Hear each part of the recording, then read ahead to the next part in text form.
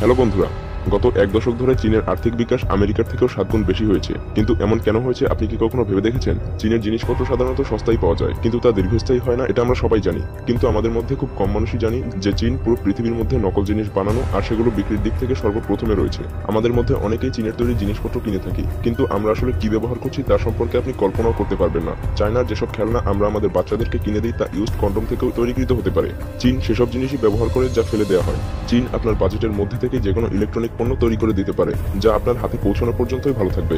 চীনে নকল মাছ, মাংস, এমনকি নকল ডিম পর্যন্ত তৈরি করা হয়ে থাকে। চীন সম্পর্কে লোকমুখে একটা কথা প্রচলিত আছে যে এখানে টেবিল আর চেয়ার বাদে চার পাওয়ালা সব বস্তুই খেয়ে ফেলা হয়।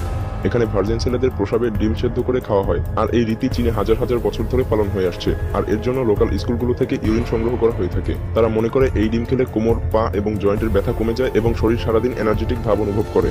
এছাড়াও এখানে তেলাপোকা, ইঁদুর, কুকুর, এমনকি কুমিরও খেয়ে ফেলা হয়। চীনের গুয়াংজি প্রদেশের ইউলিন শহরে প্রতি বছর জুন মাসে ডগমিট ফেস্টিভ্যালের আয়োজন করা হয় এবং আনুমানিক 10 থেকে 20 মিলিয়ন কুকুর প্রতি বছর এই কারণে হত্যা করা হয়। চীনে প্রতি বছর প্রায় 4 লাখ বিড়ালও খেয়ে ফেলা হয়।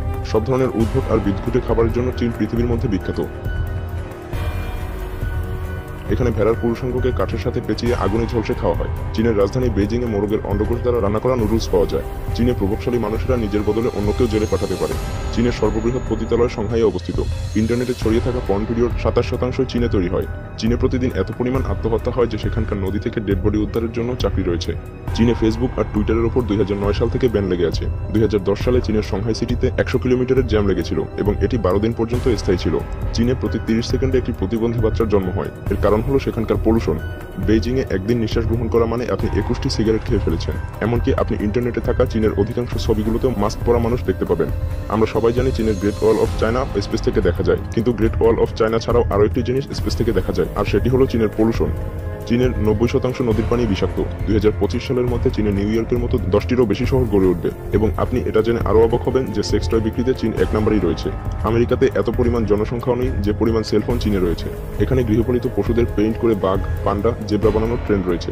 চীনের হংকং পলিটেকনিক ইউনিভার্সিটি ব্রার উপরেও ডিগ্রি প্রদান করে থাকে। চীনের সবথেকে বড় লঞ্জারি ম্যানুফ্যাকচারিং টপ ফার্মের ফ্যাক্টরিগুলো ব্রার জন্য ল্যাবও রয়েছে। এসব কোম্পানি প্রতি বছর ভিক্টোরিয়া সিক্রেটস, প্লেটেক্স এবং মেডেল ফর্মস এর মতো ব্র্যান্ডের ইনার ওয়্যার বানিয়ে থাকে।